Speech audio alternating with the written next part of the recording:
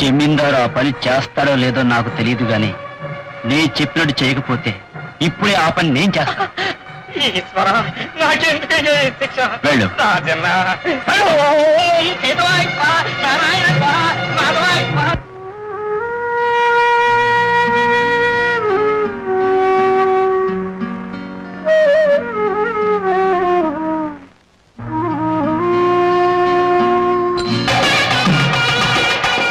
ఆపండి, పెళ్లి కుదిరే రాలేదు, ఇంకే మేడ తాళాలు ఎందుకు? ఆపండి. వాయించడం ఆపారంటే నేను వచ్చి మిమ్మల్ని వాయిస్తాను.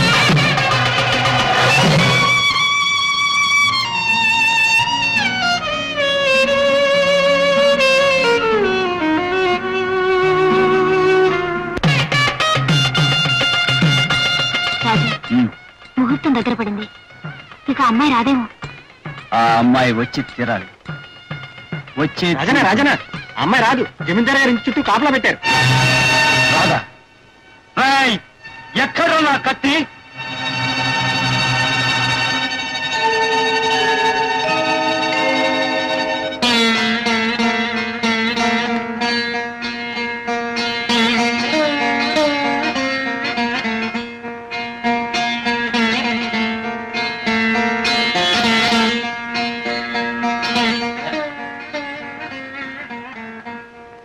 పూజారి, పెళ్లి జరిపించు.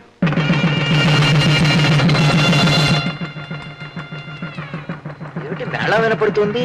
ఏం జరుగుతున్నట్టు? పెళ్ళైన వాడివి మేళ వినపడుతుంటే ఏం జరుగుతుందో తెలీదా? 3 ముళ్ళు వేస్తున్నట్టు. అది తెలుసులేవయ్యా, పెళ్లి కూతురు లేకుండా 3 ముళ్ళు ఎవరికేస్తున్నట్ట అని. ఏ మేక పిల్లకో కోడి పిల్లకో రాయికో రప్పకో వేస్తున్నాడేమో.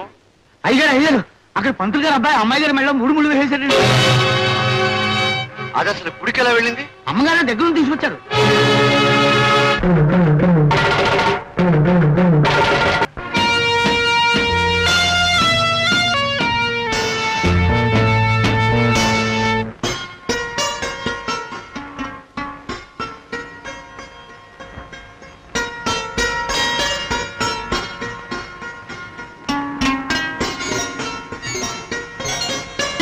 కబడ్డీ కబడ్డీ కబడ్డీ కబడ్డీ కబడ్డీ కబడ్డీ కబడ్డీ కబడ్డీ కబడ్డీ కబడ్డీ కబడ్డీ కబడ్డీ కబడ్డీ కబడ్డీ కబడ్డీ కబడ్డీ కబడ్డీ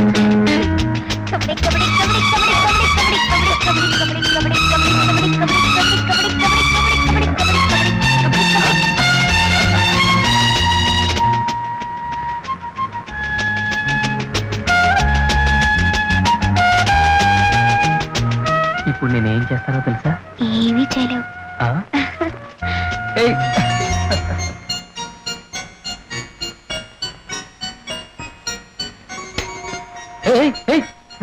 లైట్ ఆఫ్ చేస్తావా? చూడు నేనేం చేస్తాను.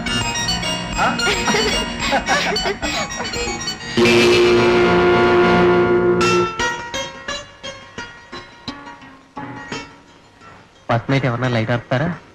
లైట్ అంటే నాకు ఇష్టం ఉండదు. అంటే నీకు చీకట్లోనే ఇష్టమా?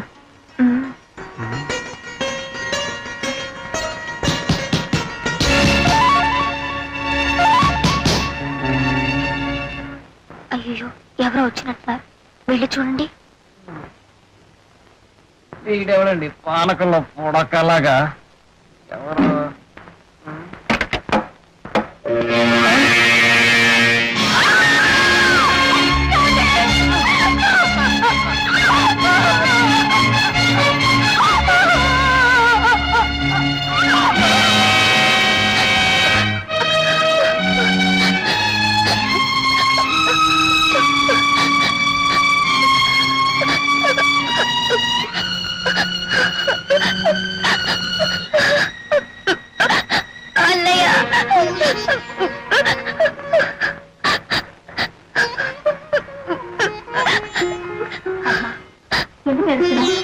ఇంకేం భయం లేదు, టెన్షన్ కాదు. ఊరుకోమ్మా, ఊరుకో. పెద్దవాళ్ళు ఓటమి కొప్పుకోరు. ఇలాగైనా గెలవాలని ప్రయత్నించారు, కానీ ఇందులో కూడా వాళ్ళకి ఓటమి ఎదురైంది. ఊరుకోమ్మా, రవికి మరేం పర్వాలేదు, గండం గడిచింది. భార్యాభర్త లేకవయ్యే తొలి రాత్రి ప్రాణం తీయడానికి ప్రయత్నించారెవరో. చచ్చా, వాళ్ళు అసలు మనుషులేనా?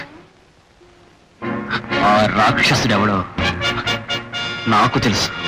రేపు ఉదయం సరిగ్గా 10 గంటలకు శివాలయం దగ్గర జమీందారు కూతురుమేడలో తాళి కట్టి వీడు పెళ్లి చేసుకుంటాడు. రేయ్, అదే జరిగితే ఈ నా కొడుకు మెడకాయ మీద తలకాయ ఎగిరి ఊరు మధ్య పడి ఉంటుందిరా. రేయ్, అదే జరిగితే ఈ నా కొడుకు మెడకాయ మీద తలకాయ ఎగిరి ఊరు మధ్య పడి ఉంటుందిరా.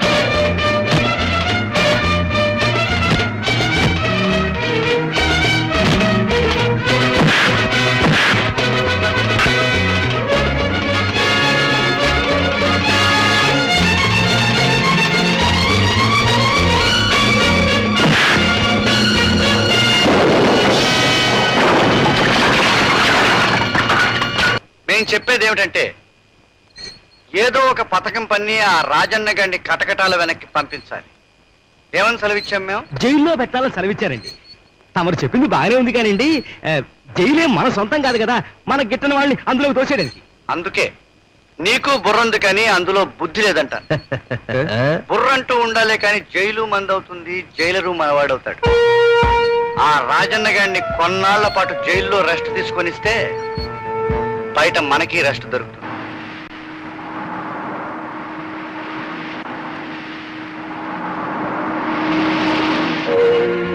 ఇదే పెద్దయ్య, ఎప్పుడు లేని మన ఊళ్ళో పోలీసులు వస్తున్నారా?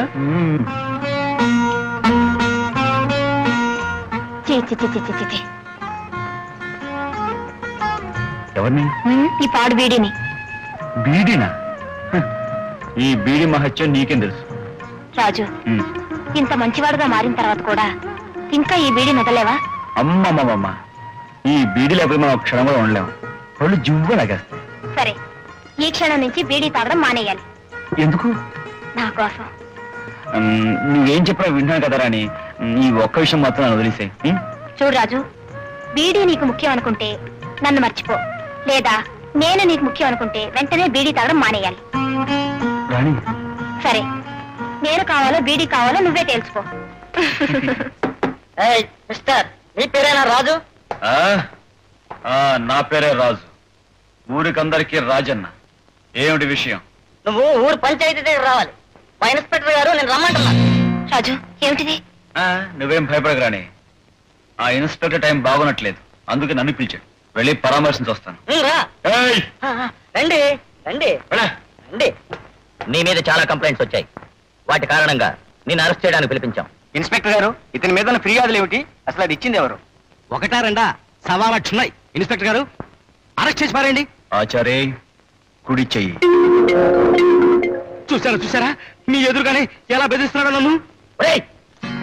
ఇదే మాట మిమ్మల్ని అనడానికి ఎంతో సేపు పట్టదు. అమ్మో అమ్మో, ఇన్స్పెక్టర్ గారు మిమ్మల్ని ఎంత మాట అన్నాడో చూసారా? ఇంకా విచారణ అక్కర్లేదు, అరెస్ట్ చేసి పట్టుకోండి. నీ మీద వచ్చిన ఫిర్యాదులు చాలా ఉన్నాయి. గోపన్న గారు కూతురు చేపట్టుకుని బలాత్కరించిపోయావంట, మాధవరావు తోటలోకి వెళ్ళి దొంగతనం చేశావంట, రామరాజు గారింట్లోకి వెళ్ళి. ఆపండి ఇన్స్పెక్టర్ బాబు, గుళ్ళో మంత్రాలు చదివినట్లుగా ఫిర్యాదులు వరుసగా చదవడం కాదు. ఆ ఫిర్యాదు ఇచ్చే మనుషులతో ఒక్కసారి చెప్పించండి చూద్దాం. మీలో ఎవరయ్యా గోపన్న? గోపన్న ఎవరు? ఇప్పుడు దాకా ఇక్కడే ఉండి హడావిడిగా జారుకున్నాడండి. ఏ కడుపులో పోచి ఉంటాడు. ఆచారి, కుడి చెయ్యి. ఇన్స్పెక్టర్ బాబు, గోపన లేకపోతేనే ఆ రెండో ఫిర్యాదు ఇచ్చిన మనిషిని పిలవండి. అలాగే. తన తోటలో ఇతను దొంగతనం చేసినట్టు రిపోర్ట్ ఇచ్చిన మాధవరావు ఎవరయ్యా? ఎవరు? ఇదిగో ఇప్పటిదాకా ఇక్కడే. ఇదిగో ఇప్పుడు అక్కడ. ఏయ్, నీ మందు పేరు చెప్తే పారిపోతారే, అలా పారిపోతున్నాడు కదా. అమ్మో, ఏమిటయ్యా ఇదంతా? రిపోర్ట్లు ఇచ్చేసి విచారణ జరిపే వేళకు ఎవరు లేకుండా వెళ్ళిపోతున్నారు. ఏమిటిదంతా? అయ్యా, అన్నీ లేవనుకోండి, ఒక్క మున్సబ్ గారి రిపోర్ట్ చాలు కదా. ఆయన మీద హత్యా ప్రయత్నం చేశాడు, అందుకు ఇతను అరెస్ట్ చేయొచ్చు. ఏవయ్యా మున్సబు, నీ మీద ఈ రాజన్ హత్యా ప్రయత్నం చేయబోయాడా? లేదు. అదేమిటయ్యా మున్సబ్ అలా చెబుతున్నావు? నిజమేమిటో అదే చెబుతున్నాను. అమ్మో, నాకు కొంచెం కడుపులో నొప్పిగా ఉంది, వెళ్ళి మంది వేసుకుంటాను. అయితే అబద్ధం రిపోర్ట్ ఇచ్చి చట్టం తోడుకోవాలని చూస్తున్నారా? ఇది నేరం అని చెప్పి మిమ్మల్ని అరెస్ట్ చేయొచ్చు, కానీ ఈసారి క్షమించి వదిలేస్తున్నారు. మరెప్పుడు ఇలాంటి పని చేయొద్దు. ఏమిటో వెధవ కర్మ, ఈ రోజు ఏమీ కలిసి రాలేదు. ఆ రాజన్న గారిని జైలుకి పంపిద్దామంటే కుదరలేదు. అవునండి, ఊరంతా అనుకుంటుంటే ఇంటింటి దగ్గర ఆగి మరీ విన్నాను. వాడు మాటకి ముందు ఆచారి కుడి చెయ్యి, ఆచారి కుడి చెయ్యి అని పదే పదే అన్నట్ట. ఏమై ఉంటుందో వాడి ఉద్దేశం. ఏమీ ఉండదు. ఇదిగో, నువ్వు అనవసరంగా నన్ను ఎక్కువగా పై పెట్టకు. అది కాదండి, ఊరంతా ఏమనుకుంటున్నారో తెలుసా? పోలీసులను కూడా పిలిపించాడు. ఇక ఆచారి కుడి చెయ్యికి పట్టిన గతే ఎడం చెయ్యికి పడుతుంది, అది కూడా అతి త్వరలోనే అని 2-3 కత్తుల్ని కూడా నూరుతున్నట్టండి. ముందే అపశకనం కోతలకు ఎగురు. అపశకునం మాటలు కాదండి, వాడు అసలే పాము లాంటి వాడు. ఆ పైన 2 చేతులు ఉన్నవాడు. రాత్రి వేళ మీరు ఒక్కరూ పడుకుంటారు కదా, అప్పుడు ముందు కిటికీ చప్పుడు అవుతుంది. దాంట్లో నుంచి వాడు చూస్తాడన్నమాట. దేని వంక? ఎడం చేతి వంక.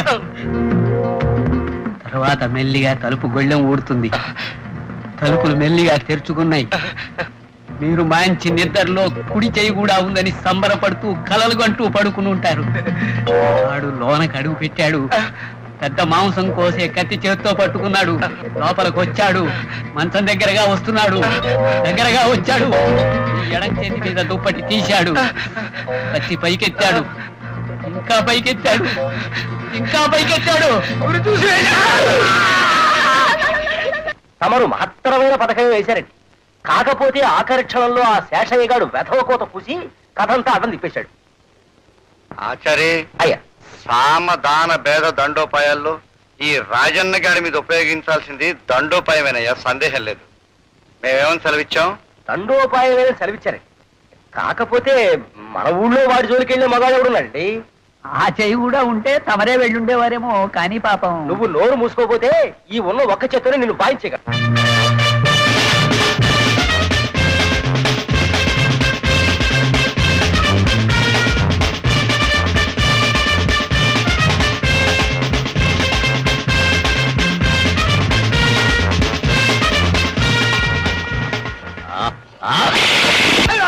నేనే బాబాయ్ చేశాను. బాబాయ్ రాకుండా బాగుపడుతున్నాడు.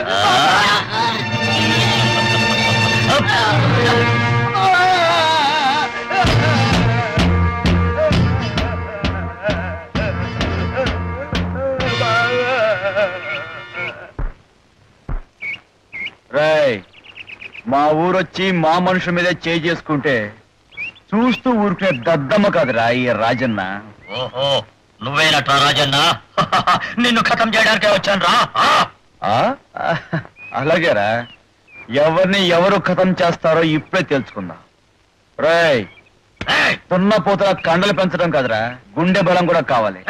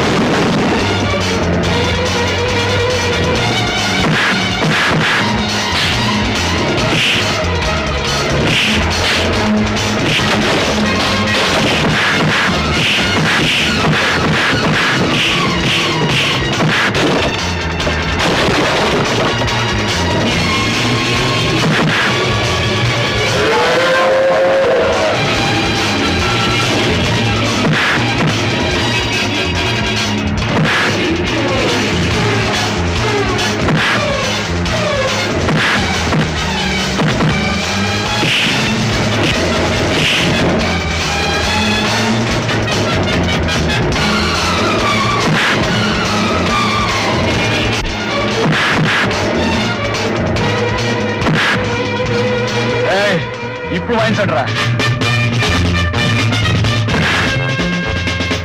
ఏయ్, సావు మేడం.